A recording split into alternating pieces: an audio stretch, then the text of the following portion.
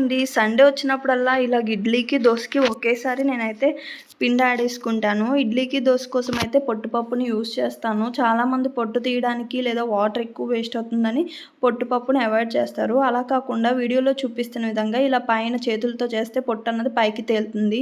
అదేవిధంగా water waste అవ్వకుండా ఇలా 2 గిన్నెల మధ్యలో అదే వాటర్ని తీసుకుంటూ అడ్జస్ట్ చేస్తే పొట్టు అన్నది తొందరగా వచ్చేస్తుంది. 80% వరకు తీస్తే సరిపోతుంది. మిగిలిన 20% పొట్టు అయితే ఉంచుతున్నాము. అదేవిధంగా ఇడ్లీకి గ్రైండర్ వేసుకుంటే బెటర్. ఎందుకంటే మిక్సర్తో పోలిస్తే గ్రైండర్లో పిండి అనేది ఎక్కువ వస్తుంది. 2 గ్లాసెస్ నుంచి 3 గ్లాసెస్ వరకు. ఇంకా గ్రైండర్ క్లీనింగ్ విషయానికి వస్తే పిండి అంతా తీసిన తర్వాత కొద్దిగా వాటర్ వేసుకొని స్పాచులాతో తీస్తే చూసారు కదా, గ్రైండర్ అన్నది చాలా నీట్గా అయిపోతుంది. ఎంత పిండి కావాలో అంత పిండి తీసుకొని మిగిలింది ఫ్రిడ్జ్లో పెట్టుకుంటే సరిపోతుంది. మనకు నచ్చిన బ్రేక్ఫాస్ట్ ఇడ్లీ, దోస, ఊతప్పం, పునుగులు అలాంటి రెసిపీస్ ఏవైనా ట్రై చేయొచ్చు. నార్మల్ పిండి బదులు ఒకసారి ఈ పొట్టుపప్పుతో తప్పకుండా ట్రై చేయండి. Thank you.